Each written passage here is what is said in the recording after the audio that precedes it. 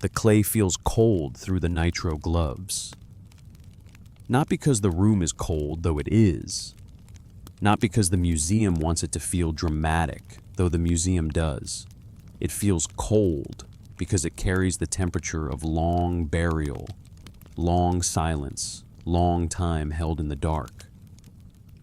Museum catalog number BM78941, 17 by 12 centimeters, reddish brown, fired hard in some kiln 4,000 years ago in Sippar, then buried, then forgotten, then found again in 1898, lifted out of the earth by an expedition that could not yet have known what kind of story it was holding. And the curator who shows it to you in the British Museum's reserve collection handles it with reverence, the kind usually reserved for relics. Maybe that's appropriate, because what you're holding is not a story in the casual sense. It's not a legend you can shrug off. It's a record of a decision that echoes outward into Babylon and beyond it, into Jerusalem, into later texts that change the names but keep the pattern. A decision about delegation, about oversight, about what happens when the ones sent to watch become participants. The Atrahasis epic, they call it, named for its hero Mesopotamia's Noah. But before the flood narrative begins, before the waters rise, before the world drowns, there is another story pressed into these wedge marks. A story about labor, a story about rebellion, a story about gods who grew tired of their work and demanded relief. And then this is the pivot, the hinge, the solution they chose. Because the Anunnaki, the elder gods, made a choice that was meant to solve a problem neatly. They delegated, they created overseers, they created watchers, and it became their fatal mistake. You're reading this from somewhere on Earth right now. Maybe it's night where you are, maybe early morning. If you want to mark the moment, quietly drop a comment telling where you're listening from and what time it is. Not because the comment changes the tablet, not because your location changes the clay, but because the pattern the tablet preserves has never been confined to one city or one century. It reaches into the questions we still ask without even noticing we're repeating them. What happens when power is delegated? What happens when oversight becomes interference? What happens when the boundary between authority and autonomy dissolves? The tablet in the vault is silent, but its testimony echoes. Across the ancient Near East, in text after text, the same theme emerges with a steadiness that feels less like invention and more like memory repeated until it becomes unavoidable. Gods appoint intermediaries to manage their creation. The intermediaries watch, and then the watching changes them. The Sumerians called them agi celestial laborers, lesser gods. The Akkadians knew them as junior deities, burdened with impossible tasks. Later Babylonian texts speak of the Abalu, the seven sages who brought civilization's gifts. And later still in Hebrew tradition, preserving older Mesopotamian patterns translated into a new moral language, they become the watchers of the Book of Enoch. Angels who descended, observed, taught, mingled, corrupted, different names, same function, same catastrophic result. And what makes BM78941 remarkable isn't only its age, it's what it reveals about a problem that isn't only divine, not only ancient, not only mythic, a fundamental problem of governance. You cannot create conscious agents to enforce rules and expect them to remain neutral forever. You can't place a mine near a boundary and assume it will never cross. You can't ask a being to watch without eventually changing what that being is. The act of participation alters the participant. Proximity breeds attachment. Oversight becomes involvement. And the system, carefully designed, hierarchically structured, divinely ordained, collapses from within. The Atrahasis epic tells us the AG rebelled after 40 years. Or was it 400 or 4,000? The numbers vary across versions. But the pattern doesn't. The watchers grow tired, grow resentful, grow attached to what they were meant only to observe. They teach forbidden knowledge. They cross forbidden boundaries. And then, in response, the supreme gods do what failing systems always do when they cannot be repaired without admitting the flaw is structural. They hit reset. They flood. They destroy. They start again. But here is the detail that makes these texts feel sharper than comfortable mythology. This wasn't supposed to happen. The intermediaries were meant to solve the problem, not become a worse one. The Anunnaki didn't intend to destabilize their creation. They thought they were being practical, efficient, clean, create lesser beings to handle day-to-day management of Earth and humanity, free the higher powers from constant intervention, maintain order without having to touch the mess directly. And instead, they created the very agents of chaos they'd hoped to prevent. The cuneiform signs pressed into clay 4 millennia ago preserve something deeper than a moral fable. They preserve the memory of systemic failure, a failure repeated across cultures, across traditions, across the ancient world, from Mesopotamia to the Levant, from Sumerian city-states to Babylonian empires to Hebrew scripture. Always the same terrible rhythm the watchers watch. Then they interfere. Then they corrupt. Then they face judgment. In the silence of the British Museum's vault, surrounded by tens of thousands of tablets waiting their turn to speak, BM 78941 offers its testimony quietly. Gods made a mistake. Not necessarily a moral mistake. Not necessarily a theological mistake, a structural mistake. An administrative error with cosmic consequences. They created middle management, and in doing so, they created the mechanism of their own intervention's failure. This is what the Sumerian tradition reveals when you read it not as fantasy, not as aliens, not as a cheap shortcut to mystery. It is instead a record of how ancient peoples understood delegation, authority, knowledge, transmission, and the impossibility of neutral oversight. These aren't stories about ancient astronauts. They're stories about power and its corrosion, about boundaries and their transgression, about the moment when those sent to preserve order become the primary agents of disorder. The tablet goes back into its archival box. The vault door closes. But the question it raises doesn't close with it. What were the Watchers? Why were they created? Why did their creation represent not a solution, but a catastrophe? To answer that, we have to go back further.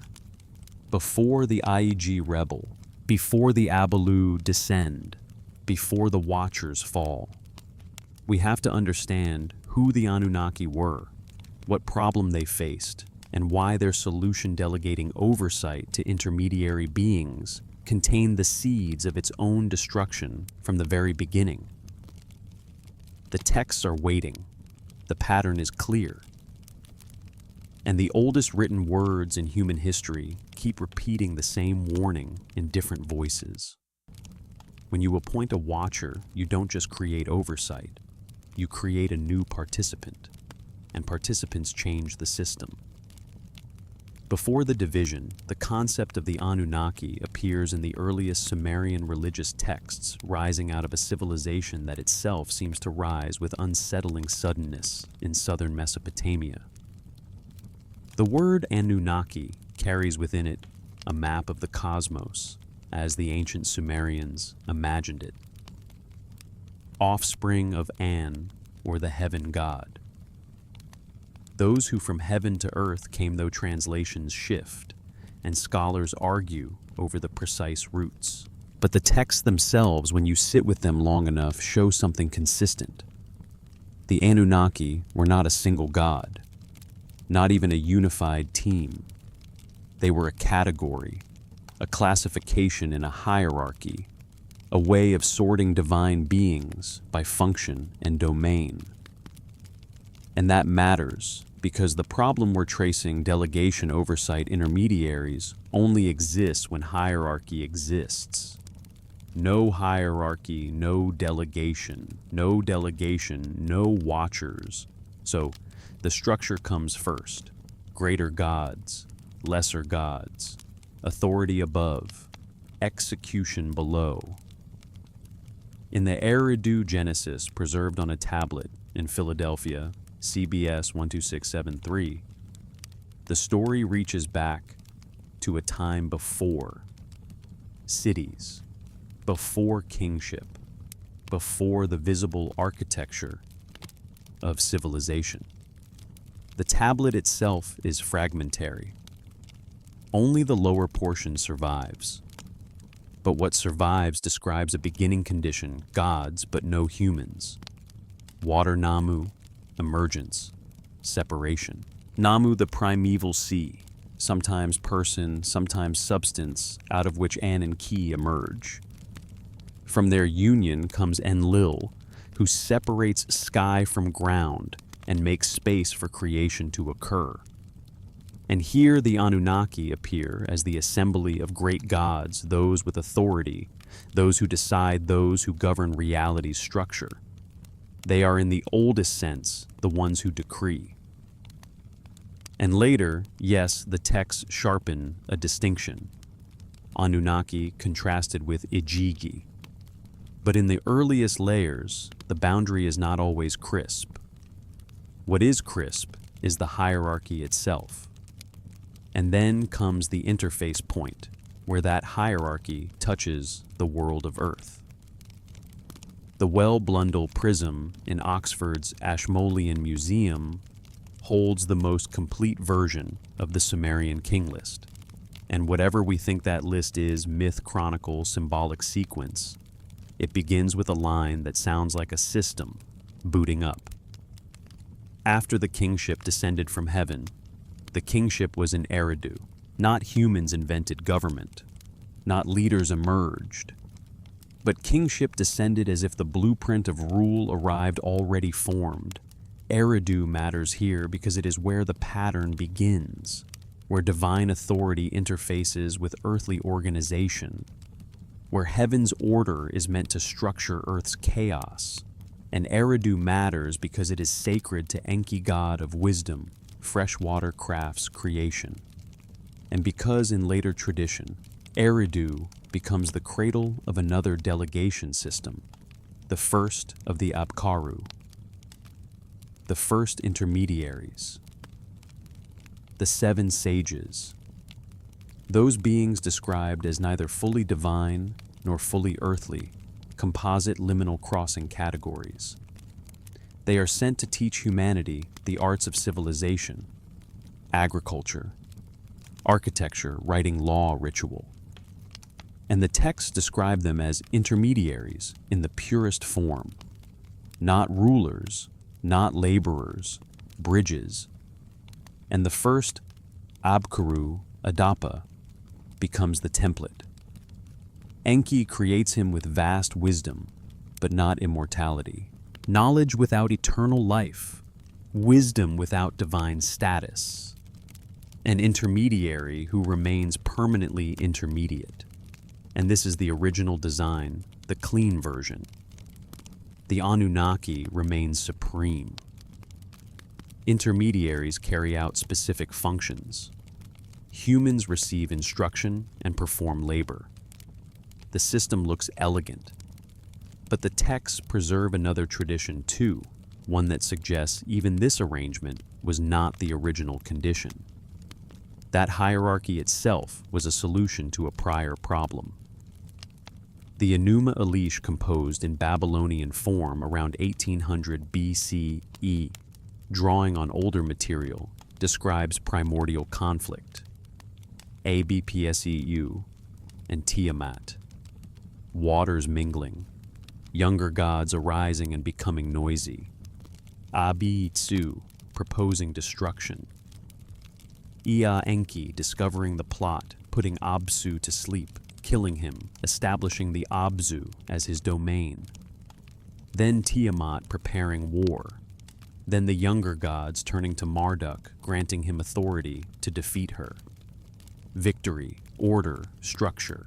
Authority established through conquest. And in this epic after order is built, the hierarchy is organized and assigned. The text says 600 in heaven, he stationed, and 300 on earth. Anunnaki of heaven and Anunnaki of earth, organized by function and location. And immediately the system produces a problem that sounds very familiar. Now the work on earth is exhausting. The labor assigned to the beings on earth, digging, dredging, building, organizing, becomes unbearable. They are gods, and yet the text speaks of them as if they were workers in forced service. And this is where the Aeg come into focus. In some traditions, the Aeg are the gods of heaven, and the Anunnaki are of earth and underworld. In others, the Aeg are explicitly subordinate junior gods, laborers, rather than rulers. The relationship varies across time and tablet, but the pattern remains stable. There are gods who command and gods who work, gods who decree and gods who execute. And the gods who work eventually rebel. This is the architecture of burden, a system built with hierarchy and assignment, a system that assumes labor can be distributed downward without consequence. And then the consequence arrives. Because the Anunnaki face a dilemma, the work must be done. Rivers must be managed, canals must function, temples must be built, the world must be maintained. But the beings tasked with maintenance are reaching their breaking point, and so Enki proposes the revolutionary solution that changes everything. Create a new category of being, not divine laborers who might rebel, not full gods who might question their role. Something else. Humans, created not for companionship, not for moral testing, not for spiritual ascent, created as a labor solution, a workforce, a tool. And the text describe this creation with procedural clarity, a god's blood mixed with clay, the mother goddess forming humans, the burden transferred from gods to man. The plan works, humans multiply, cities rise, temples are maintained, offerings flow upward. The gods are freed from physical drudgery. But then the second order problem appears, the one that brings us back to the Watchers again, like a loop closing. Humans require management. They must be taught. They must be supervised. They must be kept within boundaries. And the Anunnaki who created humans to reduce their own labor now face a new kind of labor governance. So they delegate again. They appoint intermediaries again. And in that act, delegation meant as efficiency, the fatal flaw begins to show. Because now the system contains a bridge. Now it contains beings who live at the boundary. Now it contains watchers, and the text over and over will show what happens next. The bridge becomes a passage. The watcher becomes a participant. The boundary dissolves. We're not there yet, but we're close enough to feel the pressure building. Because once hierarchy exists, delegation follows. And once delegation exists, the watcher is born. And once the watcher is born, the question becomes inevitable. How long can any watcher remain only a watcher?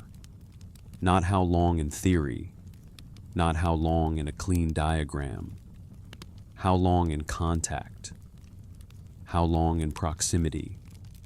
How long with knowledge in their hands and humans in front of them, asking, learning, changing? We move next into the IEG's story in full, into the rebellion, the transfer of burden, and the quiet moment where labor becomes oversight. Because that is where the first crack widens. And once it widens, the flood is no longer just a flood. It becomes a reset button pressed by a system that cannot tolerate the consequences of its own design. The clay feels cold through the gloves, heavier than it should. Not because it's large, it isn't. Not because it's complete, it isn't. It's heavy because it carries a kind of pressure, compressed narrative, compressed memory, like a fault line you can trace with your fingertip. BM 789 41 17 by 12 centimeters. Sipper. And in the British Museum's reserve collection, it sits like a quiet witness. The Atrahasis epic on this tablet, and on others, like it, does not begin with the flood. It begins with work. It begins with burden. Line 6 of Tablet 1. When the gods like men bore the work and suffered the toil.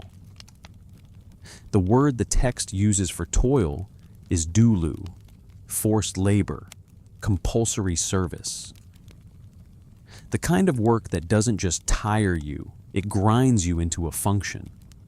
This is the world before humans, before temples staffed by priests, before farmers counted in ration lists, before kings boast in inscriptions. Gods working, gods laboring. The IEG explicitly named a sign to dig, dredge, clear, build. In some versions, the text says 40 years. In others, 400. In still others, something longer, stretching beyond what a human reader can easily hold. But the precise number is not the point. The point is duration that becomes unbearable. Long enough for resentment to form.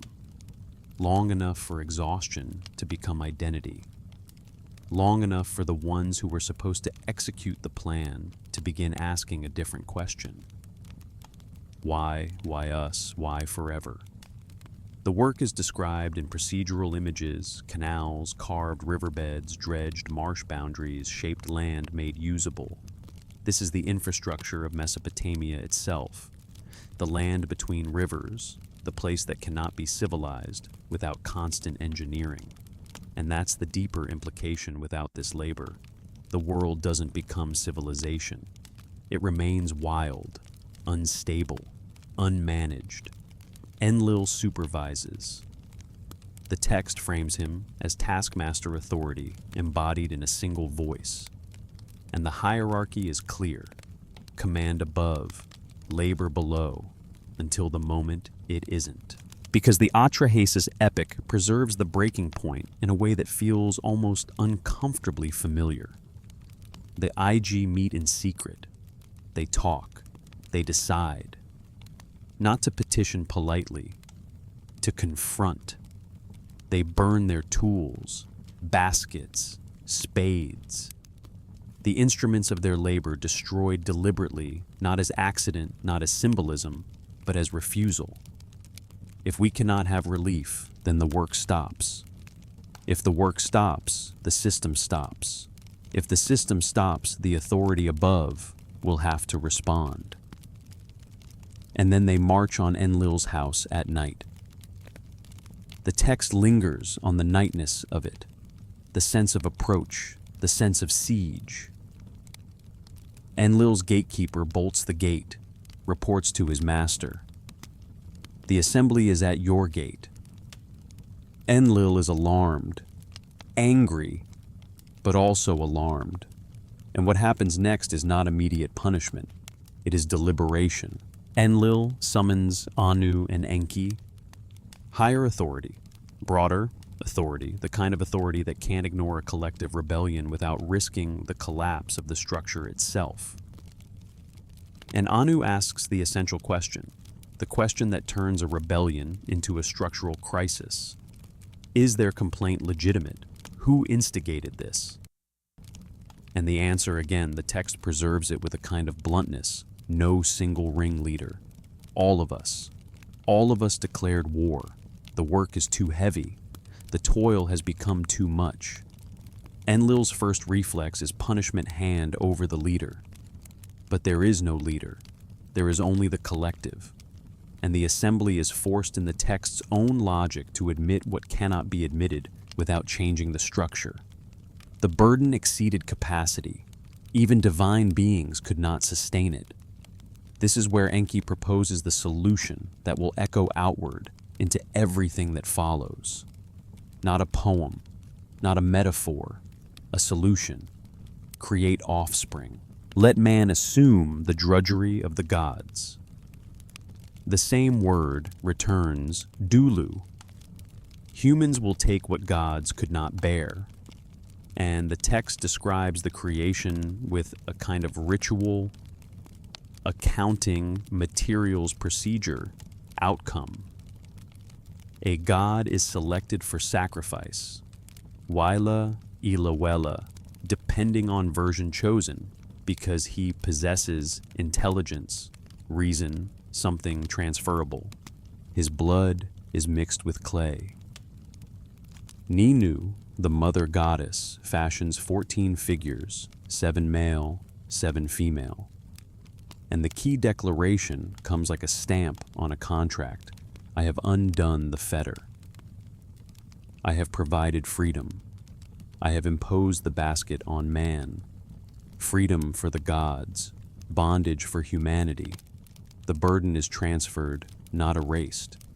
And if you pause here, just briefly, it's worth noticing how the text wants you to think. Not in moral categories first, in structural ones. The gods were enslaved by their function.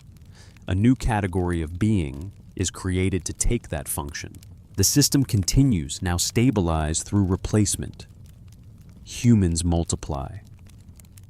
The epic slides forward quickly. Centuries pass in lines. 600 years.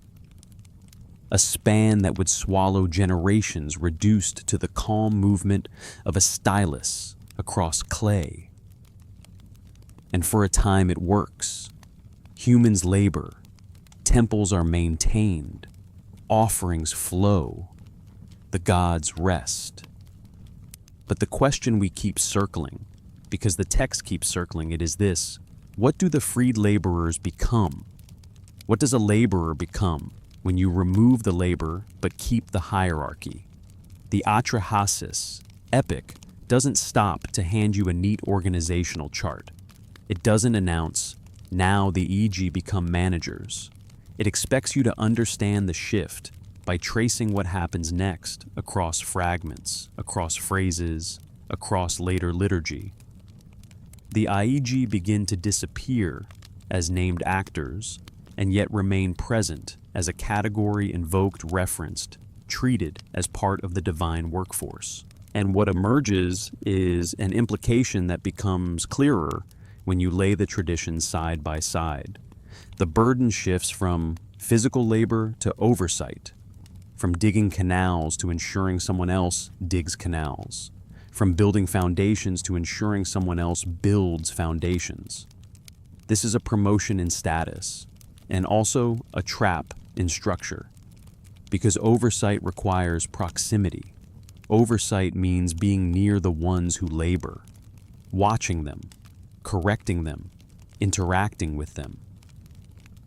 And that nearness, the text suggests it in the way it speaks of these beings, creates a new problem that the Anunnaki did not solve by creating humans.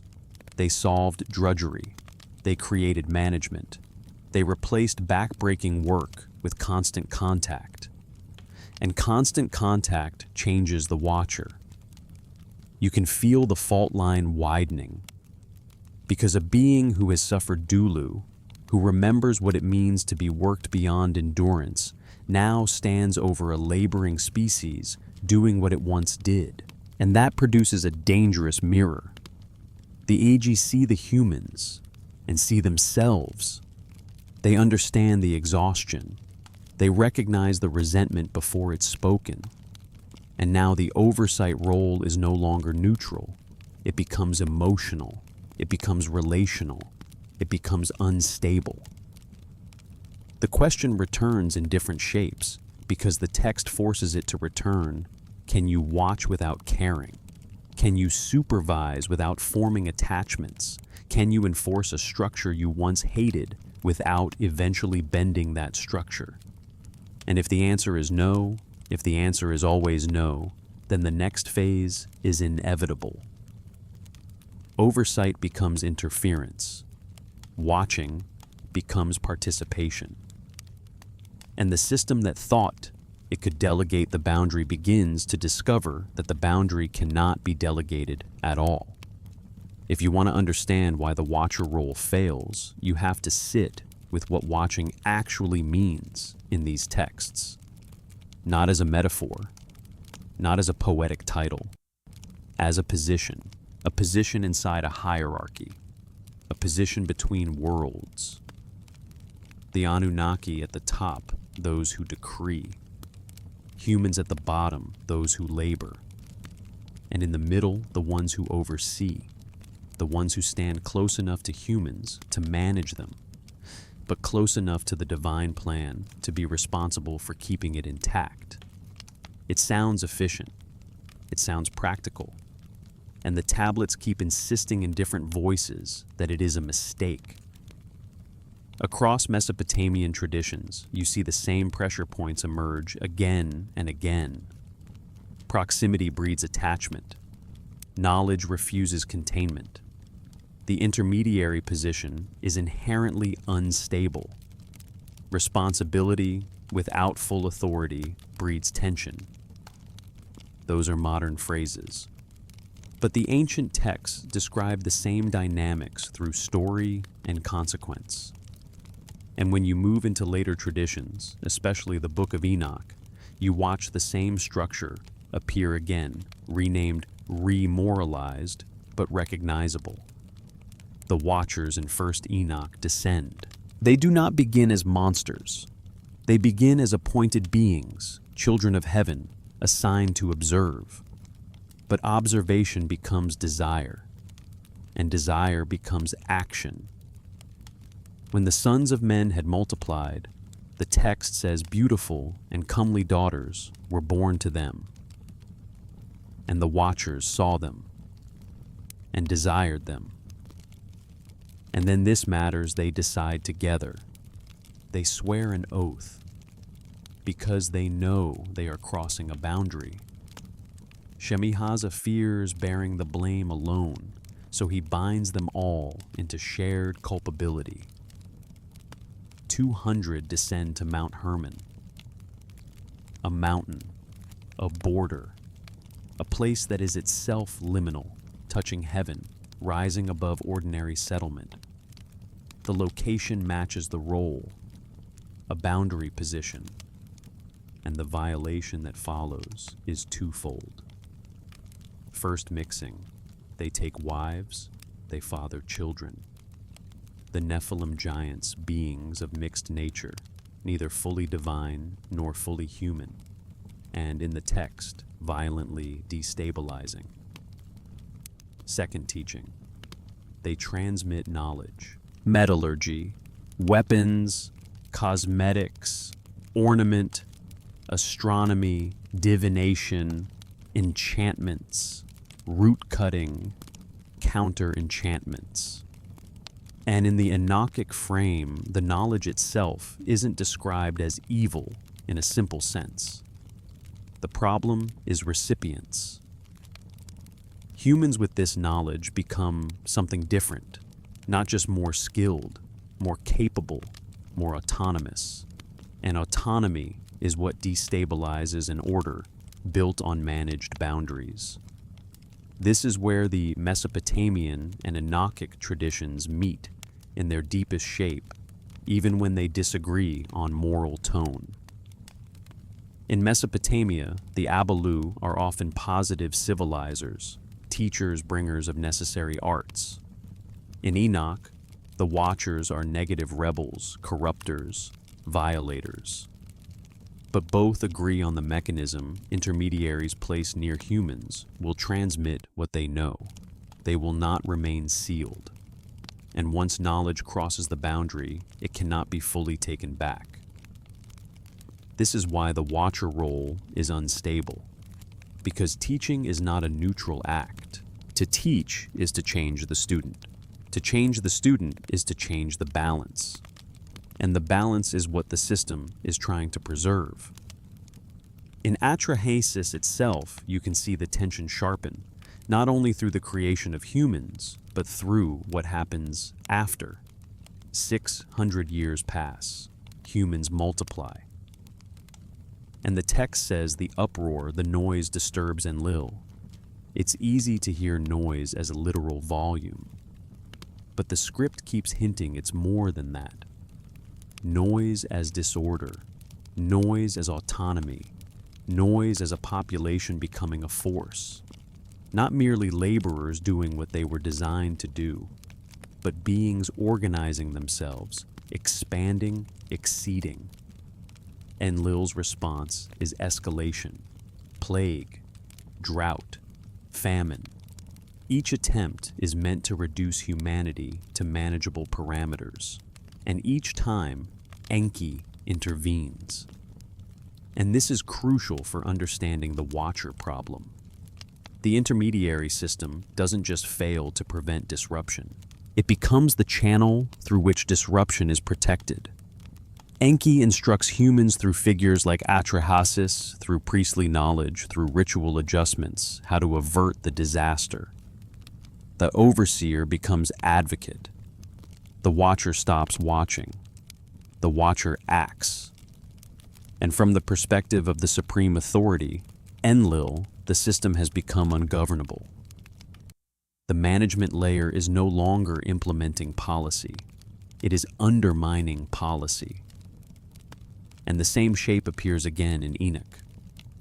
The Watchers do not just observe. They become participants. They become teachers.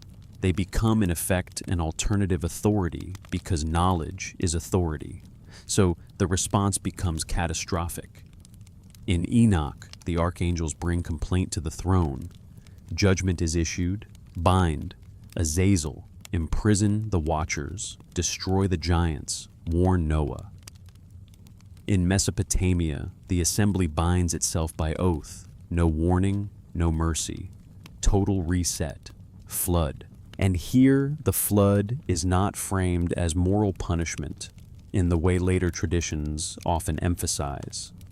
It is framed as a system reset, a solution when reform no longer works, when the management layer is compromised, when the boundary cannot be maintained by intermediaries.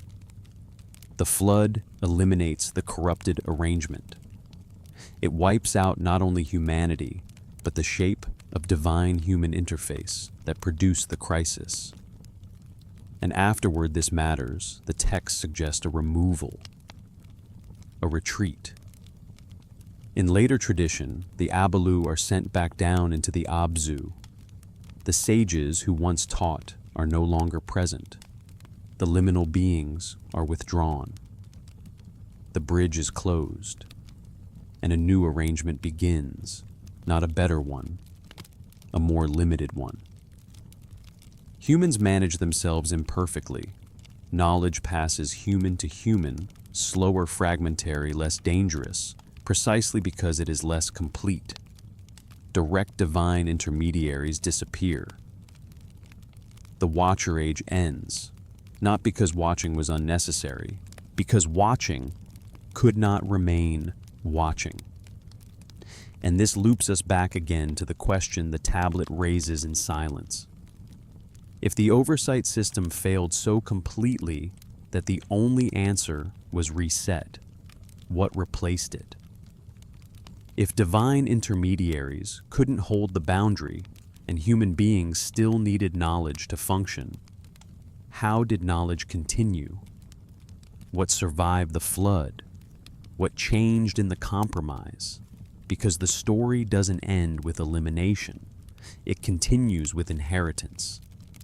And to see inheritance clearly, we have to move toward the 7 sages again, toward the controlled, authorized teaching system that was supposed to be safe, supposed to be stable, supposed to transmit civilization without collapsing the boundary. 7 sages, 7 cities, 7 nodes in a network meant to prevent uncontrolled flow. And the question waiting underneath it, quiet, persistent, returning from different angles. If the bridge is the problem, why build the bridge at all? And if the bridge must be built, how do you stop anyone from crossing? So we come back again to the bridge. Not because we're stuck, because the texts are. They keep returning to the same structure, from different angles, as if circling a knot they can't untie without tightening it. Humans are created to carry the burden, but humans must be taught, so teaching becomes necessary. And necessity creates intermediaries. And intermediaries by their nature become bridges, and bridges by their nature permit crossing. Not just downward, not just from divine to human. Both directions. This is why the tradition of the Abalu, the 7 sages, matters so much. Not as a side story, not as a mythic curiosity, as a design, as an attempted solution, as the controlled version of what later traditions will call the Watchers. Because in the Mesopotamian frame, the sages are not initially rebels, they are commissioned. They are created by Enki explicitly to transmit. They appear in lists. They appear in paired lineages. They appear as a closed set. 7, not 6, not 8. 7, as if completeness itself is the point. A whole system, a network. And the network is mapped to places that are not random, the first cities. The earliest nodes of human organization, the places where the world became civilization in the way these texts understand civilization. Eridu first. Always Eridu first. Because Eridu is where kingship is after it descends from heaven. And Eridu is where Enki's temple stands.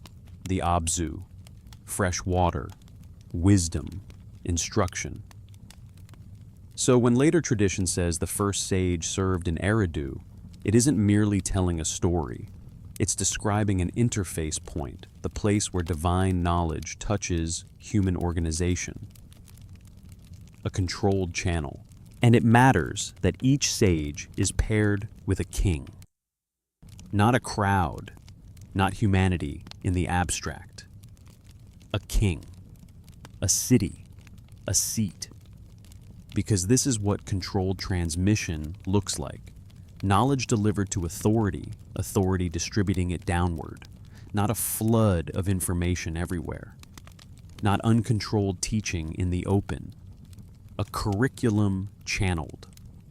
And the tradition preserves names over and over with slight variations across copies, but with the same insistence that these are not types.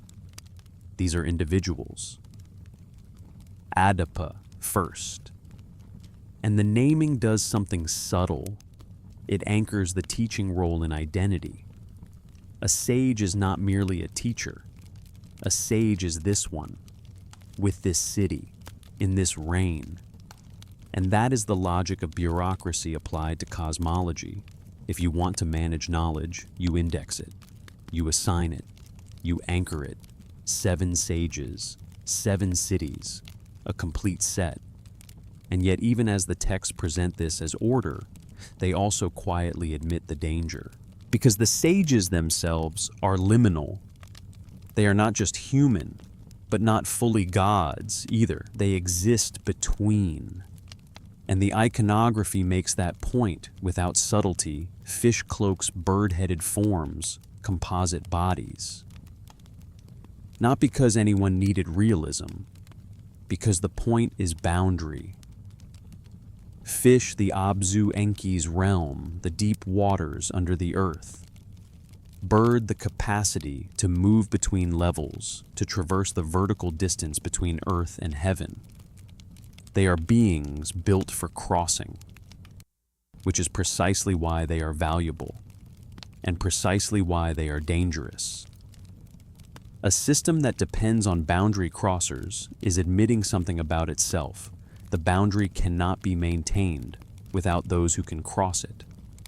And once you admit that you have already created the conditions for transgression, because a being accustomed to crossing one boundary will eventually approach another boundary with the same familiarity. The sages are supposed to carry knowledge downward, but they are built from the logic of movement.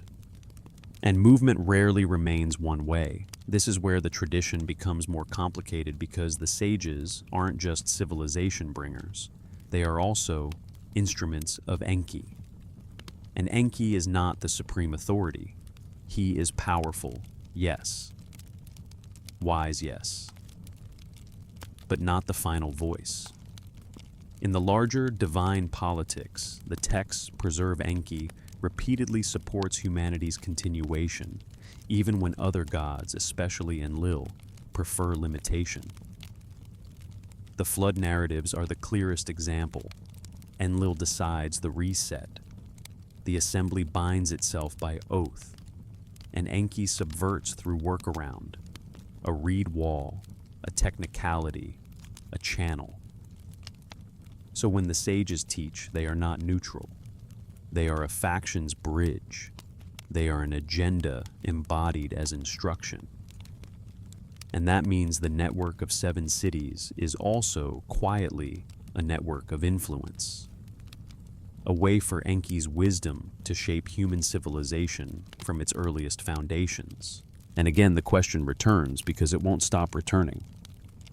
If the aim of creating intermediaries was control of labor, control of knowledge, control of boundaries, why allow one god's intermediaries to shape the entire human system?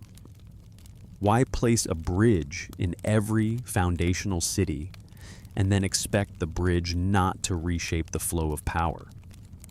Because the sages do not merely teach how to dig and build. They teach how to organize. They teach the arts that turn labor into society, law, ritual, measurement, order. And when you teach organization, you do not just create efficient workers. You create agents. You create beings who can coordinate. You create beings who can become noisy, not only in volume, but in autonomy. So the sages solve one problem humans must be taught while quietly building another. And this is why the later tradition, the one preserved in texts like the Era epic, carries such a sharp implication. After the flood, the sages are removed, sent back down, returned to the Abzu, the bridge is closed, because perhaps the bridge did exactly what bridges do. It allowed crossing. It allowed knowledge to move. And knowledge once moved does not sit still. It accumulates. It multiplies. It becomes human inheritance. And now we're standing in the tension the texts themselves preserve. The sages are portrayed as necessary. Civilization requires instruction. But the sages are also portrayed as dangerous. Instruction creates capacity. So the same system that commissions teachers eventually fears what teaching produces. And the same system that uses intermediaries eventually learns that intermediaries cannot remain merely intermediaries. They become participants, they become advocates, they become something else. And the question becomes harder, not easier, because it returns in yet another form. If the sages are the controlled version of the watchers, what does it mean that even controlled teaching leads toward crisis? If even authorized bridges produce destabilization, what kind of system can actually hold? Because if the answer is none, then the flood is no longer just a story about punishment. It is the system admitting defeat, not a moral defeat, a structural one. And to understand that defeat, we have to move even closer to the first sage, the prototype, the one who carries the contradiction in his own body. Adapa, wisdom without immortality, knowledge without permanence. A being designed to teach, and therefore designed to transfer what cannot be fully taken back. The Adapa story survives in fragments, which is fitting, because it's a story about a system that cannot be held whole. You always find the cracks. Adapa is the sage of Eridu, created by Enki, given vast understanding. The text says it plainly Enki gave him wisdom, but Enki did not give him eternal life. That distinction is the hinge, because it means the intermediary is mortal, and a mortal intermediary carries pressure in a way an immortal God does not. A mortal teacher has a deadline. A mortal teacher cannot hold knowledge indefinitely. A mortal teacher must transmit or watch the knowledge die with him. So the system that wants controlled teaching creates the very condition that makes teaching urgent. And urgency produces overflow, not necessarily rebellion, not necessarily malice. Overflow. Teach what you can while you can. The story begins with Adapa fishing, performing temple service, providing offerings. And then the south wind overturns his boat. Adapa reacts with anger. He breaks the wind's wing. For 7 days the wind does not blow. The text treats this like a cosmic disruption, not a poetic image. An elemental force stops, and Anu notices. This detail matters. Anu's authority is framed as awareness. He notices when an element goes missing. He summons the one responsible. Adapa is called to heaven. And Enki again acts like Enki. Not by confronting, by preparing a workaround. Enki gives Adapa instructions, how to dress, how to speak, how to win the sympathy of the gatekeepers. Tammuz and Gishzida stand at the gate. They mourn. So Adapa will mourn. He will say, 2 gods have vanished from our land. He will name them. They will be pleased. They will advocate. It works. Adapa arrives at the highest threshold of power, not by force, but by procedure. And then Enki gives the crucial warning.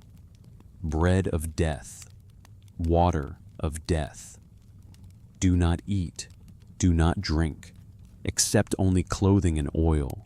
Adapa obeys. And here the story tightens into its most unsettling shape. Because Anu is not angry, Anu is impressed. A being from the lower earth has come up. A being with astonishing wisdom, a being who could affect the wind itself. And Anu decides remarkably to offer immortality, food of life, water of life. But Adapa refuses. He refuses because he trusts Enki's warning, and Anu's response isn't simply condemnation, it's bewilderment. Why did you not eat? Why did you not drink? You will not have eternal life. And then the line, the story leaves, hanging like a hook. What has Ea done? Why did he speak thus to his child? The text does not resolve whether Enki intended this outcome, and that ambiguity is the point, because either possibility exposes the contradiction. If Enki truly believed Anu would offer death, then the intermediary system is vulnerable to miscalculation. Even divine wisdom can misread divine politics. And if Enki knew immortality would be offered, then the intermediary system is vulnerable to control. The creator of the intermediary can prevent the intermediary from becoming too independent. Either way, Adapa remains what he was designed to be: intermediate. Wise enough to teach, mortal enough to remain limited. And this is the system's attempt to preserve the boundary humans can have wisdom, but not permanence. They can learn, but not become gods. They can build, but not transcend. And yet here is the contradiction the story cannot hide. Wisdom itself erodes boundaries, because Adapa does not need immortality to change humanity. He needs only enough time to teach. And once the teaching occurs, it persists. The teacher dies, but the knowledge does not. And knowledge once in human hands becomes inheritance. It becomes something that spreads through human to human transmission, precisely the kind of transmission the system was trying to manage. The sages teach cities. Cities grow, and growth creates the next crisis. The Atrahasis epic records, in its calm administrative tone, humans multiply. Humans become loud. Humans become a force. Enlil cannot sleep. And the text makes the pattern explicit through repetition: plague, then drought, then famine, each time a reduction attempt, each time Enki intervenes. And again the intermediary role becomes unstable because it becomes advocacy. If you know how to help, do you help? If you possess knowledge that can avert catastrophe, do you share it? If you stand close enough to humans to see their suffering, do you remain neutral? The texts keep answering without stating the answer as philosophy. They answer through consequence. Enki shares. Enki warns. The flood becomes necessary not only because humans are noisy, but because the system's internal checks have failed. And this is why the post-flood world looks different in the traditions. The sages are removed, the bridges are withdrawn. Because once you see what the intermediary role produces, attachment advocacy, overflow, you attempt a new arrangement. After the flood, knowledge becomes more human, not because humans graduate, but because direct divine teaching is too dangerous. So wisdom keepers become scribes, priests, kings, human lineages, imperfect, slower, fragmentary. And the king list reflects that shift through its own strange mathematics, reigns, compressed lifespans. Normalized, the world becomes less porous. The boundary hardens, and yet the same question refuses to disappear. If knowledge must be transmitted for civilization to function, and every transmission erodes boundaries, what counts as too much?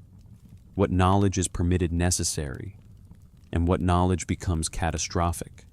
Because the texts don't only tell you that teaching is dangerous, they hint at categories. Astronomy becomes dangerous when it becomes divination. Metallurgy becomes dangerous when it becomes weaponry. Ritual becomes dangerous when it becomes manipulation. And those distinctions, again, will pull us forward. Because the next thing we have to face is not simply that intermediaries fail. It's why certain knowledge is treated as boundary breaking. Not because it is bad, but because it changes who the recipient becomes. And once the recipient changes, the system changes with them. So we move next toward the line. The texts keep drawing and keep redrawing. Authorized teaching. Forbidden transmission. Not a clean boundary, a shifting one. And the more you watch it shift, the more the same question returns. Quiet, relentless, unavoidable. Was the fatal mistake creating watchers? Or was the fatal mistake believing knowledge could ever be controlled once it enters a world built to learn? There's a moment in these texts where the danger becomes clearer. Not because anyone announces it, not because a tablet suddenly says, "Here is the forbidden list. Here is the rule. Here is the boundary." It becomes clearer because you can feel the shift in the language. The shift from work to noise. And noise in these traditions is never only sound. It's autonomy. It's the sense that the thing you created to function inside your system has begun to function for itself. The atrahasis pattern does this in stages. First, the labor is unbearable, so the gods seek relief. Then humans are created, so the burden transfers. Then humans multiply, so the system succeeds. And then the next line arrives almost casually, the way administrative records casually note the difference between one harvest and another. Enlil cannot sleep. The uproar is too much. And we can repeat that phrase because the texts repeat the problem until it becomes uncomfortable, too many, too loud, too much, not too sinful, too much. The crisis is not moral first, it's structural first. Humans were created to solve a labor problem, but humans once solved created a management problem. And management required teaching. And teaching, even when authorized, does something you cannot undo. It changes the recipient. A human who only digs is one kind of human. A human who understands why the canal must be dug, when the water must be released, how the measurements work, how the calendar turns, that is another kind of human. The teaching doesn't merely fill a gap, it expands capacity. And capacity creates the very thing the system fears: independence. So, the line between authorized and forbidden begins to show itself not as a moral border, but as an engineering border. Not good knowledge versus bad knowledge, but knowledge that preserves roles versus knowledge that dissolves roles. And that is why the Watchers' traditions, Mesopotamian and Hebrew, keep returning to the same cluster of teachings. Metallurgy, astronomy, divination, enchantment, the ability to predict, to manipulate, to coordinate, to build. Because those teachings don't just improve life, they move humans closer to divine prerogative. They reduce the distance, and the distance is part of the system's stability. This is why the story of unified language matters, not because language is the main subject, because language is the mechanism of scale.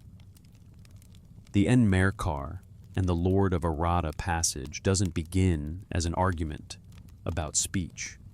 It begins as a memory of an earlier state. No fear, no terror, no rival. And then the detail that matters: one tongue, one mouth, the universe in unison. And even if you don't take the passage literally, the structure of it is unmistakable. Unity creates power. Unity creates coordination. And coordination creates the possibility of projects that are larger than any one city, any one king, any one temple. So the question returns in its looping, circling way. If humans can communicate without friction, what can they build? If knowledge can travel without delay, what can they become? If every community can become one community, what happens to the boundary between earth and heaven? The text's answer is not subtle. Enki changes the speech in their mouths. He introduces contention. He fractures the unity. And again, it is tempting, almost automatic, to read this as punishment. But the passage doesn't frame it that way. It reads like containment, like a safety valve, like a system recognizing that a certain threshold has been reached. If humans remain unified, they become too capable. And capability is the problem. Not because capability is evil, but because it disrupts the hierarchy the cosmos depends on. And here, Enki becomes even more complicated. Because Enki is the god who preserves humanity. He warns through walls. He subverts floods.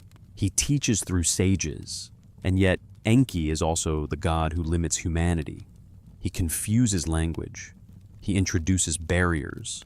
He supports human survival, but not unlimited human ascent. So, the line is not simply gods versus humans. It's within the gods. It's policy versus policy. And it's within the logic of teaching itself how much is enough, how much is too much. Because humans must be taught, or the labor doesn't happen. The temples don't function. The offerings don't rise. The system fails. But if humans are taught too well, they become something else. They become loud. They become organized. They become a collective force, not a workforce. So, authorized teaching is always under tension. It has to give enough. But not so much that the recipients begin to operate beyond the frame. And this is why the Watcher's traditions obsess over forbidden knowledge. Because the forbidden knowledge isn't merely information, it is capacity. The ability to see what only gods should see. The ability to do what only gods should do. To read the stars, not only to mark seasons, but to read intention. To work metal, not only to make tools, but to make weapons. To understand roots, not only as medicine, but as manipulation. And once capacity crosses a certain point, the system responds. Not by debate, not by reform, by disruption, by reset. And this is where the Atrahasis sequence becomes so chilling in its consistency. Because Enlil's first response is not flood. It is escalation, plague, then drought, then famine. And each time the texts preserve a secondary pattern, Enki intervenes. Enki teaches. Enki instructs humans through channels on how to relieve the disaster. And it's hard to miss what that means. The oversight system is no longer simply watching. It is interfering. It is advocating. It is countering divine policy. And again, we have to ask it in multiple ways because the texts ask it by repeating the consequences. If a god knows how to help, does he help? If an intermediary stands close to suffering, does it remain neutral? If teaching is the tool, can teaching ever remain limited once the teacher has compassion? So, the line moves. Authorized teaching becomes unauthorized in effect, even if it remains authorized in intent. Because when you teach humans how to survive divine pressure, you are teaching them how to persist against divine policy. You are making them harder to reduce. harder to manage, harder to silence. And silence, again, is not merely quiet. It is controllability, so the conflict doesn't end. It tightens. Until Enlil reaches the conclusion that shows up across traditions with the same grim simplicity: reset, flood, a wipe. Not because the system is evil, because the system cannot be stabilized by incremental change once the boundary has been breached. And here the rhetorical loop returns to the beginning of our investigation. Intermediaries were created to solve a problem. They became the mechanism by which the problem deepened. They were bridges, and bridges do not only carry what you intend. So, if language confusion is containment, and plague and drought are containment, and famine is containment, then the flood becomes the final containment. Not a moral cleansing first, a structural reset first.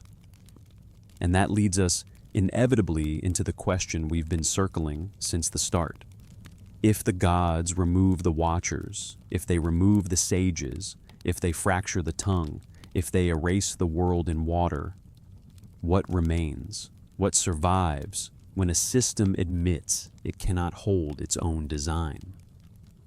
The tower stands in the imagination like a silhouette, not because it is the main point, because it concentrates the problem into a single shape, a structure that reaches upward, a human project that approaches the boundary, a reminder that when humans coordinate, they build, and when they build, they don't only build houses, they build interfaces, they build ways to climb. So in one tradition, you have the ziggurat, the sanctioned connection between earth and heaven, maintained by priests, regulated by ritual, framed as proper. In another tradition, you have the tower as human initiative. Let us make a name for ourselves. And the divine response, confusion scattering halt. But in both, the same anxiety is present. If humans become unified enough, they become too capable, and capability threatens order. So, the confusion of language becomes a permanent design feature, not a temporary punishment. Because unlike the flood, which destroys and then allows rebuilding, language barriers remain. They slow knowledge. They slow coordination.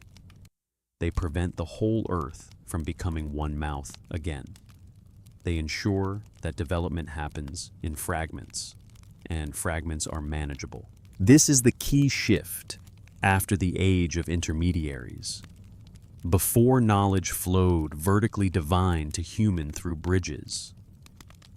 After knowledge flows horizontally, human to human through inheritance.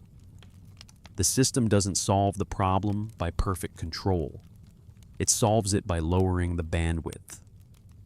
And this is why the flood narratives across their variations feel like more than dramatic storytelling. They read like policy. They read like system intervention. The decision is made. An oath binds the assembly. One sympathetic force finds a loophole. A vessel is built. Life is preserved. And then the world is wiped. The important part in this frame is not that one man survives. The important part is what changes after. Because the flood is not merely destruction. It is redesign. The king list makes this visible in its own strange arithmetic. Before the flood rains that stretch into impossibility, as if time itself behaves differently. After the flood rains that compress slowly, generation by generation, until they resemble the world we recognize. And the traditions about sages mirror the same shift. Before beings who are fully liminal, fully other, born in the river, descended, commissioned close to the boundary. After sages become human lineages, become human knowledge, becomes a human responsibility. The bridges are removed, or more precisely, The bridges are no longer walking among humans as permanent fixtures. The system doesn't want that interface anymore. Because the interface created instability.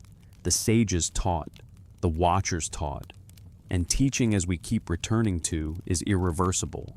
Once humans learn, you cannot truly unteach. So instead, you change the conditions under which learning spreads. You make learning slower. You make it local. You allow knowledge to survive because civilization needs it, while preventing knowledge from consolidating into one unified world-spanning capacity. This is containment by fragmentation. And it echoes again in the flood's aftermath. In Atrahasis, the gods realize something during the flood. They need humans. They need offerings. They need labor.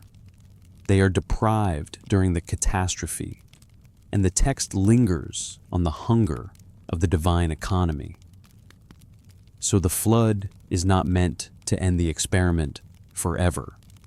It is meant to reduce it, reset the numbers, reset the conditions, but also quietly reset the relationship. The post-flood world is a world with harder boundaries. Not because the gods become kinder, because the gods become more cautious. And this is where the removal of intermediaries becomes the most consequential shift of all, because it's not only that the watchers fall, it's that the category becomes unstable in principle. A being that stands between realms cannot remain a neutral tool. So the system responds by making the boundary less crossable. Fewer bridges, fewer direct teachers, fewer liminal agents.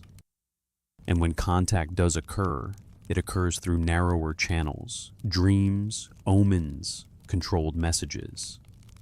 Not an ongoing teaching presence, not a continuous oversight class. So in this world, human beings inherit civilization as tradition rather than revelation. They rebuild with fragments. They preserve what can be preserved. And the texts themselves become part of that containment strategy. Because writing is a way to transmit without living intermediaries. Writing separates knowledge from the teacher, which is efficient, but also safer. Because a tablet does not desire. A tablet does not lust. A tablet does not take a wife. A tablet does not become attached. It only records. So the irony is sharp. After the era of living intermediaries collapses, the system increasingly relies on non-living intermediaries, texts, procedures, archives. But even that is not neutral, because texts can be copied. Texts can spread. Texts can outlive the boundaries that tried to contain them. And we can feel the Mesopotamian obsession with preservation as both devotion and anxiety. Because they bury tablets, they copy tablets, they seal tablets, as if they know that knowledge is fragile and also that knowledge is dangerous. So they preserve it and also contain it, both at once. And this is why the flood becomes in these traditions less like a singular moral event and more like a recurring tool. A reset mechanism when the system's parameters are exceeded, when population becomes too loud, when knowledge becomes too widespread, when intermediaries become too involved. Reset, reduce, rebuild. But rebuild with constraints. The King list captures this as decline. The Watcher's tradition captures this as judgment. The language confusion captures this as dispersion. Different angles on the same underlying move. A system that cannot stop learning tries to stop learning from becoming unified power. And now we return yet again to the same question, because it will not let us go. If the problem is not evil, but capacity, if the danger is not knowledge, but unbounded transmission, If the failure is not individual rebellion, but structural instability, then what exactly counts as forbidden? Is it the content, or is it the fact that the content changes who humans are allowed to be, because the next step in the loop is unavoidable? After the flood, the divine bridges recede. Human bridges remain. Priests, scribes, kings, and humans will still reach. Humans will still build. Humans will still learn. So the question that drove the Age of Watchers does not disappear. It simply migrates from divine intermediaries to human ones. And the next part of the story, quiet, methodical, procedural, asks, when humans inherit the role of wisdom keeper, do they become safer? Or do they become the next unstable bridge in the chain? After the flood, the intermediaries recede.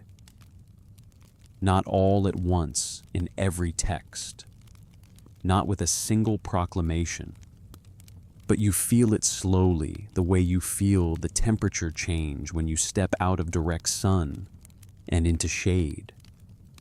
The world is still full of gods. The world is still full of rules. But the beings who once stood between the ones who walked the boundary, as living bridges begin to disappear from the center of the picture. And in their place, another bridge takes shape. A bridge made of human hands, human memory, human writing, human training. The post-flood world in these traditions does not become secular. It becomes mediated differently. The question doesn't vanish. It just moves. Because the problem that produced the Watchers, the problem that produced the sages, the problem that produced delegation in the first place still exists. Work must be done. Order must be maintained. Knowledge must be transmitted. And the transmission still has to be limited, because unlimited transmission becomes capacity, and capacity becomes noise, and noise becomes crisis. So how do you transmit without creating another class of beings who will inevitably stop watching and start participating? How do you teach without creating teachers who become advocates?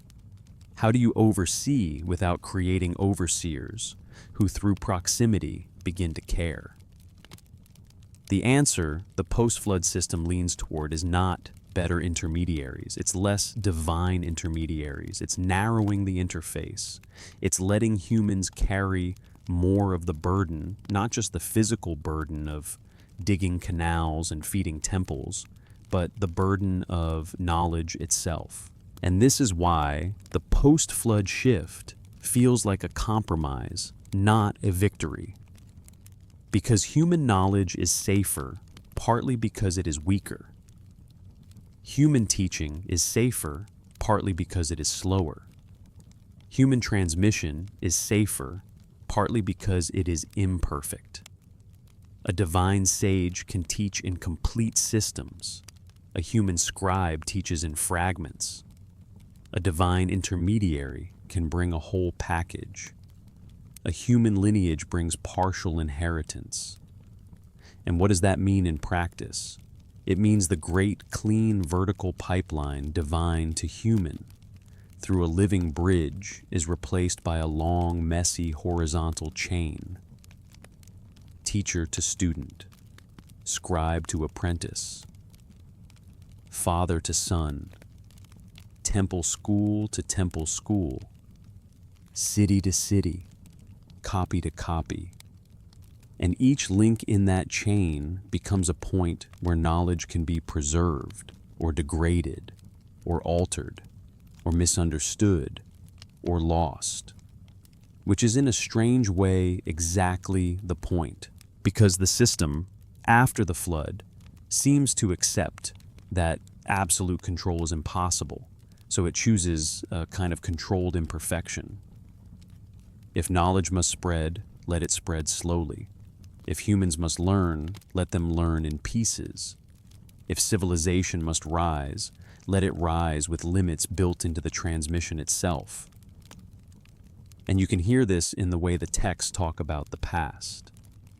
The antediluvian period becomes a kind of reference point, a time when something was closer, a time when knowledge was purer, a time when the boundary was more permeable, but also a time when the system failed so completely that it required a reset.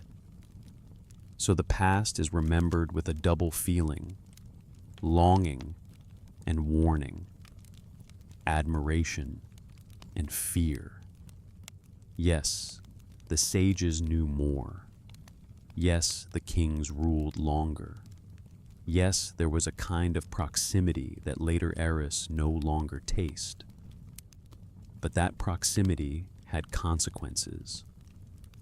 That knowledge had consequences.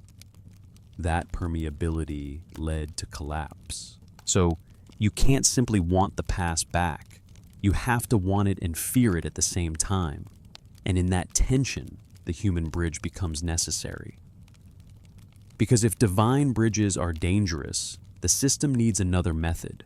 So it gives humans the role, not as gods, not as equals, but as custodians.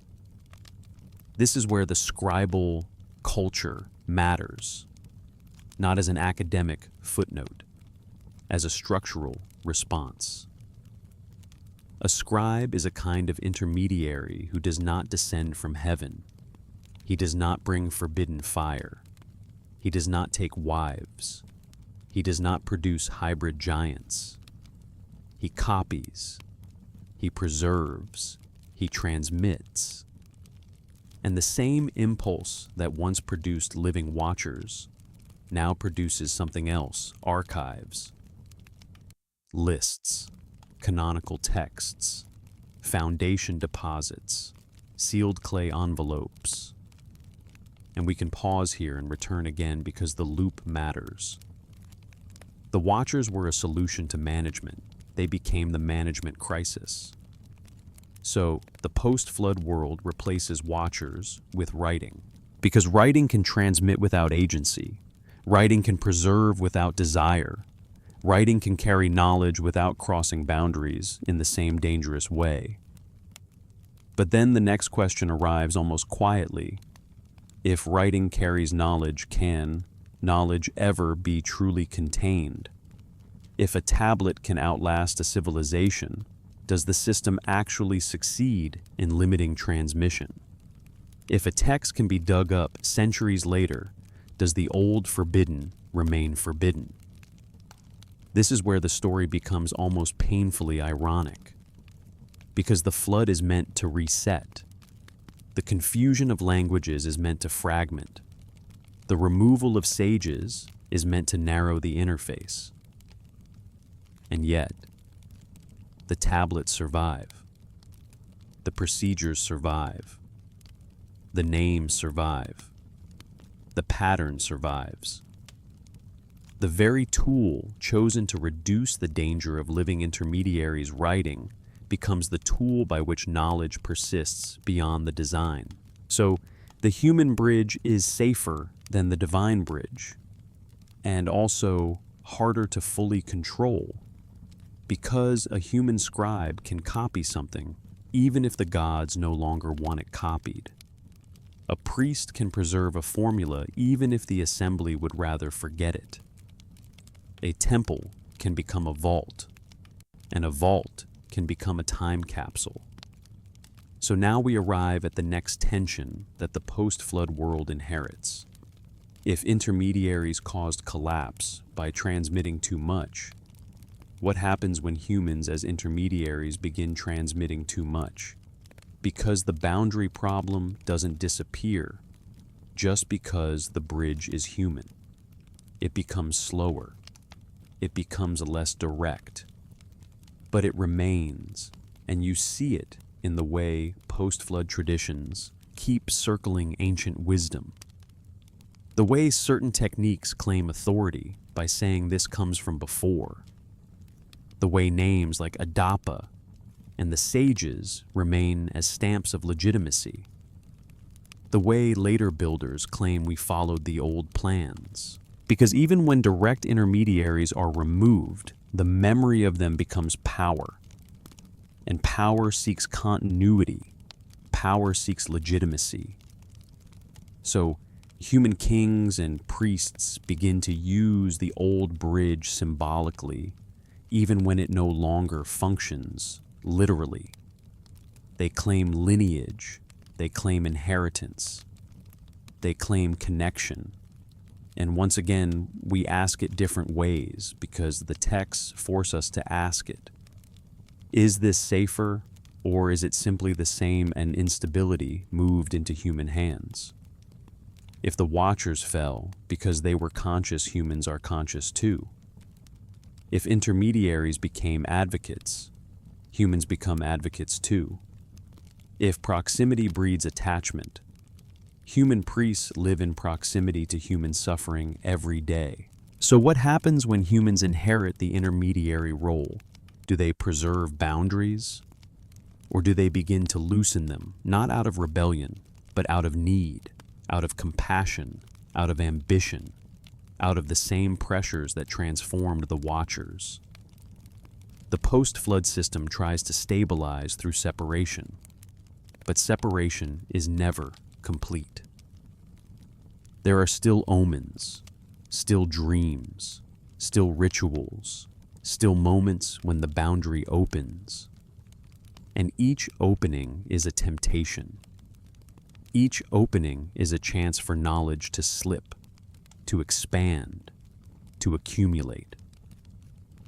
And that brings us to the next loop in the story. Because the question is no longer only why did divine intermediaries fail? It becomes, what does a civilization do when it knows the bridge is unstable, but still needs the bridge? If you walk through the galleries, if you look at what remains, there is a strange kind of stillness to the figures. Fish-cloaked forms, bird-headed bodies, hands holding cones and buckets. They stand at thresholds carved into stone. And whether you interpret them as symbols or as ritual operators or as memory made visible, they all communicate the same feeling. These were once beings who moved, who crossed, who taught. Now they are frozen. And that freezing matters because it mirrors the post-flood change. After the catastrophe, the system wants boundaries to hold, so the boundary crossers become guardians, not teachers, not companions, not living bridges. They become images, placed at gates, buried in foundations, carved into palace walls. As if to say, we remember what the bridge was, and we will not let it operate freely again. This is where monuments become another kind of document. Not a narrative, a posture, a policy made visible in stone. And the policy is simple. Keep the interface controlled. If bridges must exist, turn them into guardrails. Because the texts preserve a lesson that is repeated across names and languages. A bridge is never one way. If knowledge can flow downward, it can also flow upward. If beings can descend to teach, they can also ascend with attachment. If a boundary can be crossed, it can be violated. So, the post-flood world does something that feels almost like a tightening of architecture itself.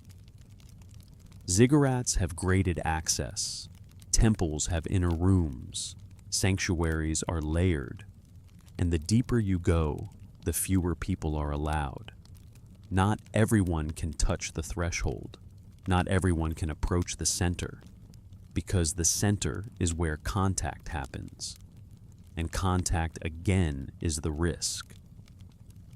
So you get a world where priesthood becomes a human intermediary class, but a heavily regulated one.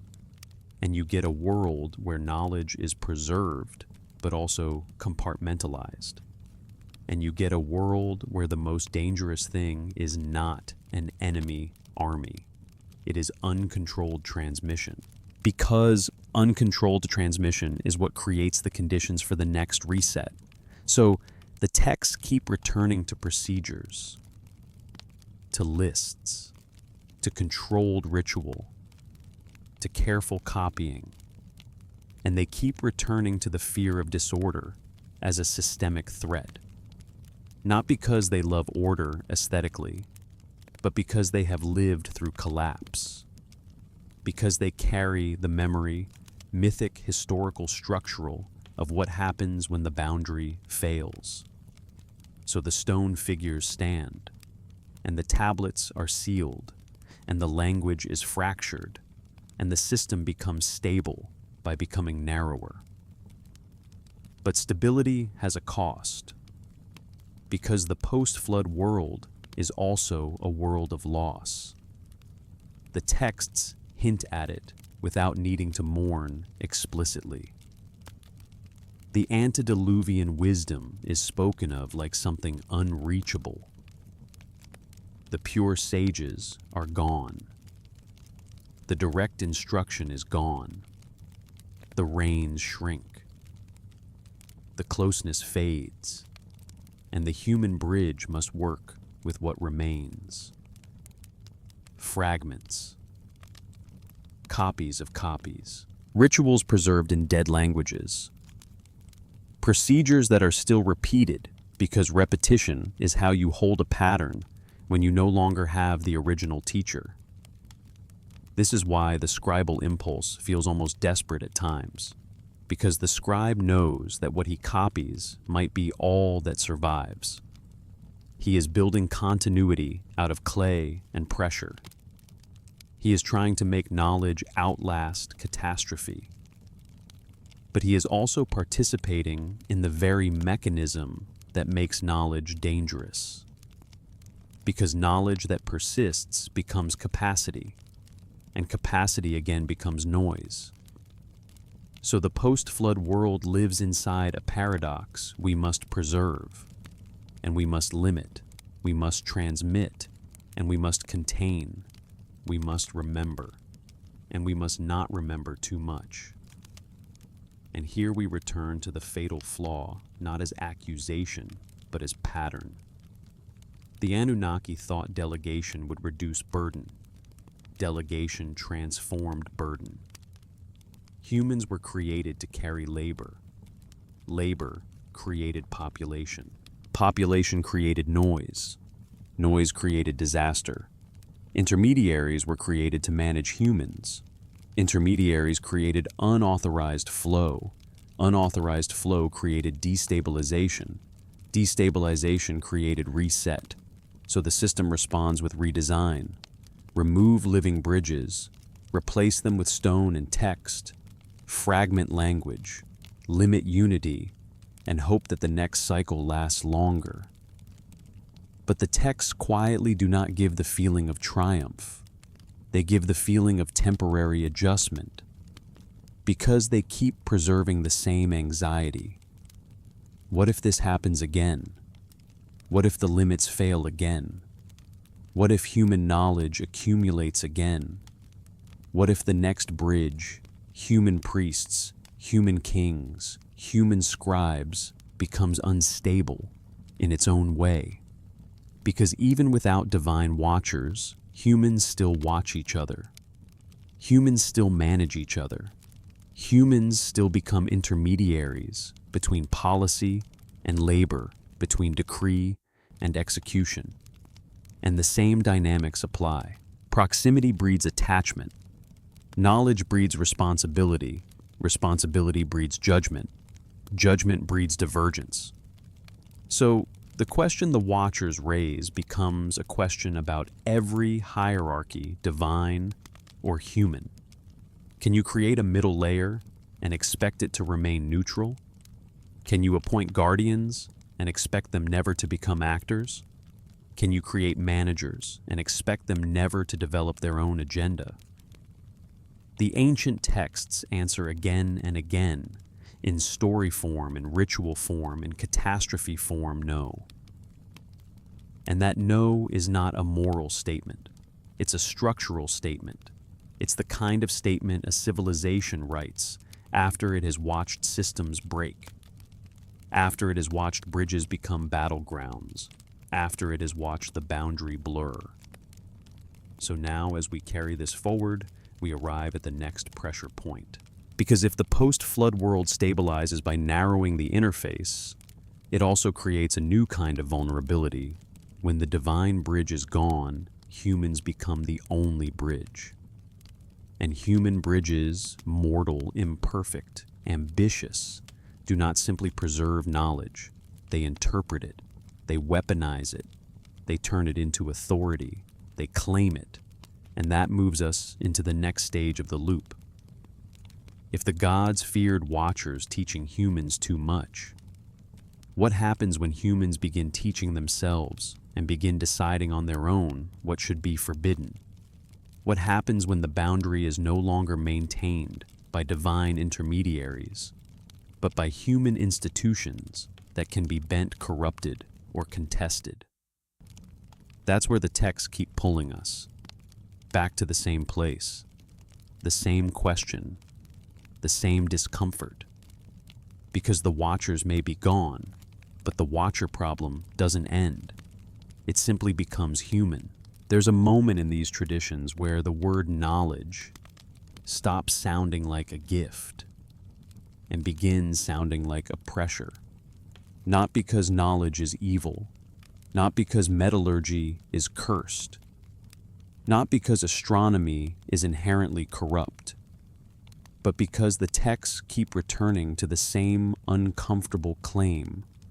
Knowledge changes the relationship between the one who holds it and the one who doesn't.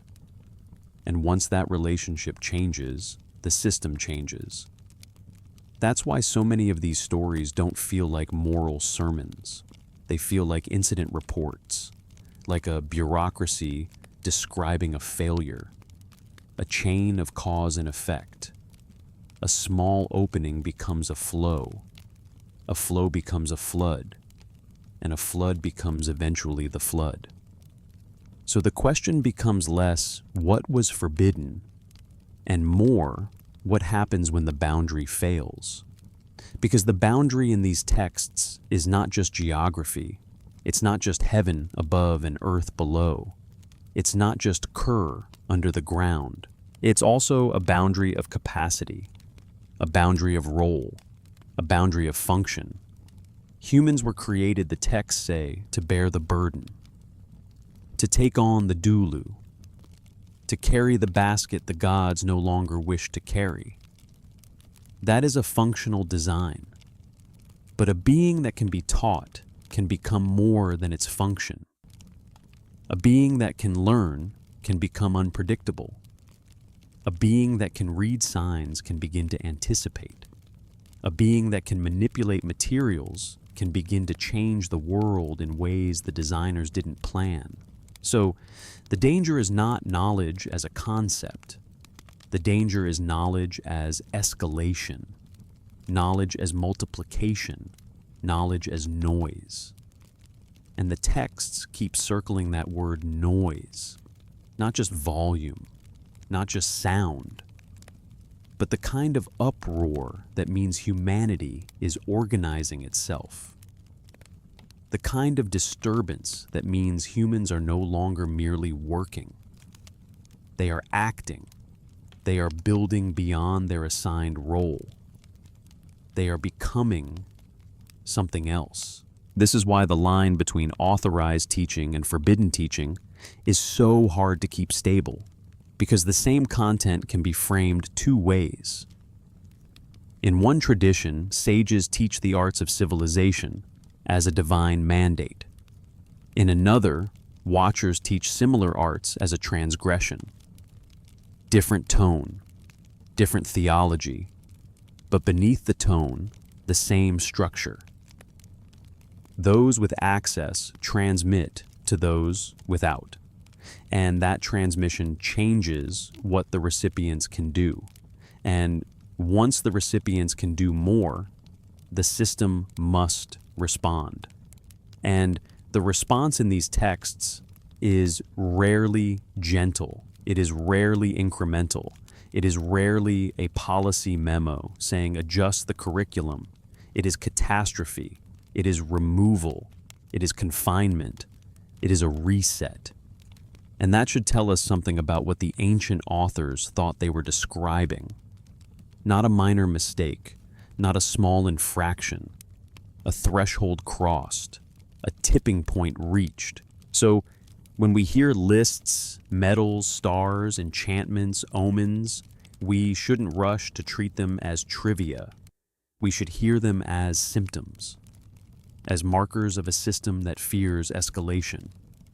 Because a human who learns agriculture can feed a city. A human who learns architecture can build a temple. A human who learns writing can preserve procedure. A human who learns to read the sky can align with cycles. And a human who can align with cycles can begin to operate. Not just labor, operate. And once you have operators, you have the same problem that created the Watchers in the first place. You have agents with capability, agents with judgment, agents who can decide. So the post-flood world tries a different kind of containment. It doesn't only remove the intermediaries. It tries to limit the conditions that allow human unity, because unity is what turns scattered knowledge into collective force.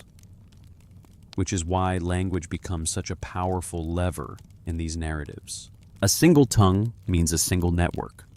A single network means rapid transmission. Rapid transmission means acceleration. Acceleration means thresholds get crossed before anyone can intervene. So the intervention in the language confusion motif is not a punishment for vanity. It is a break, a friction introduced into the system, a deliberate slowing. If humans can't easily understand each other, knowledge remains localized. If knowledge remains localized, capacity remains uneven. If capacity remains uneven, no unified human project reaches the scale that threatens the boundary. So, the confusion is not chaos. It is containment by fragmentation. It is the system saying we cannot safely allow a single channel. Not after what happened with the intermediaries. Not after what happened when Watchers became teachers. Not after what happened when teaching became agency. And this returns us again to the uncomfortable loop. Every solution becomes the next problem. The Aiji were burdened, they rebelled. Humans were created to bear burden. They multiplied. Intermediaries were appointed to oversee. They crossed boundaries. The flood reset the system. A remnant survived. The sages were removed. Humans became the carriers. Languages were fractured. Humans still developed, and the system continues to manage not by perfect control, but by limiting conditions. By building friction into transmission. By narrowing interfaces. By turning living bridges into stone guardians. By turning direct teaching into indirect signs. Dreams instead of face-to-face counsel. Omens instead of open instruction. Fragments instead of comprehensive manuals. And yet, the fragments remain dangerous. Because fragments can be assembled. Because humans, especially scribes, are collectors. Because a civilization that loves lists will eventually rebuild networks. Because even if a single unified language is broken, trade still happens. Empires still rise. Archives still consolidate. Libraries still form. And when libraries form, fragmentation begins to reverse. And that is why the flood motif keeps feeling less like a one-time event, and more like a systemic feature. Not simply divine anger, a reset mechanism used when gradual containment fails. So, in this worldview, teaching becomes dangerous, not because it is wrong to teach, but because teaching is irreversible. Once you teach a principle, you can't unteach it. Once you show a technique, it spreads beyond your control. Once a capacity exists, it will be used. And if you place teachers at the boundary long enough, they will change. They will begin to care. They will begin to advocate. They will begin to choose. This is why the Watcher's story, whether told as IEG, as sages, as angels, never really needs to say they were evil. It only needs to show what happens when the boundary becomes permeable. Because permeability is the condition for transmission, and transmission is the condition for escalation, and escalation is the condition for reset. So now, as we move toward the Adapa story again, because it is not a side story, it is a hinge. We need to ask the question the texts keep asking without quite naming. Can you teach without breaking the boundary? Can you transmit knowledge without creating beings who no longer fit their assigned role? Can you design an intermediary whose very function bridging realms does not eventually dissolve the separation the system depends on? And if the answer is no, then the Watchers weren't an anomaly. They were the inevitable outcome. They were the system showing its own flaw in the clearest possible way. Return now to the one figure who embodies the contradiction without needing an army. Not 200 Watchers, not 7 sages across 7 cities. 1. A single intermediary standing at a gate. Adapa, a being made to teach, a being made to transmit, a being made wise enough to carry the design of the land, but mortal enough to remain a tool. And that is exactly the tension, because a mortal teacher has urgency. A mortal teacher is time limited. A mortal teacher's knowledge, if it is to survive, must be poured into others. So even if the system wants teaching to be controlled, mortality pushes teaching toward completeness, toward speed, toward everything I can give before I'm gone. And that alone is destabilizing, because everything is always too much, not morally, structurally. So, Adapa is summoned. He crosses upward. He enters the space where decisions are made. And for a brief moment, it seems like the system might solve the intermediary problem by moving him fully into the divine category. Because if the intermediary becomes a god, the contradiction ends. No more mortal urgency, no more pressure to transmit before death, no more bridge made of a being who will decay, just another immortal in the hierarchy. And the text gives him that moment. Food of life, water of life, an offer that in a different story could have become the turning point. But it doesn't, because Adapa refuses. And what is that refusal really? It is obedience. It is loyalty. It is the intermediary still functioning as an extension of his creator. And in that, the text reveals something that matters more than whether Enki deceived him or not. An intermediary cannot be both an overseer and a tool, because an overseer requires independent judgment, but a tool follows instructions. Adapa follows instructions, so he remains mortal, he returns, and the system stays locked into its own compromise. Humans will have wisdom. Humans will not have permanence. Knowledge will exist. Knowledge will also be fragile. Knowledge will have to be copied, and copying will create both preservation and distortion. And distortion is containment, but preservation is danger. So the post-flood world becomes a world where knowledge survives in a kind of controlled tension. You preserve enough to function. You lose enough to remain safe. You remember enough to rebuild. You forget enough to avoid crossing the threshold too quickly. And the stories about watchers, about sages, about floods, about language confusion, they become the memory of that tension. Not clean morality tales, not simple myths, records of how systems try to hold boundaries and how boundaries fail. So, when you stand in a vault holding a fragment BM78941 or K162 or any other piece of baked clay, you're not holding a fantasy in the modern sense. You're holding a diagram of anxiety, a civilization trying to describe the conditions under which order collapses, trying to describe the moment when management becomes the crisis, trying to describe the fatal mistake of delegation, the belief that you can put consciousness in the middle and keep it neutral, the belief that you can appoint watchers and expect them never to care, the belief that you can assign teachers and expect them never to teach too much, the belief that you can grant knowledge and expect it not to spread. And once you see that pattern, it becomes hard to unsee, because it is not only ancient, it is not only divine, it is structural. Any hierarchy that relies on intermediaries relies on beings who are close enough to the governed to understand them, and close enough to the rulers to feel the weight of policy.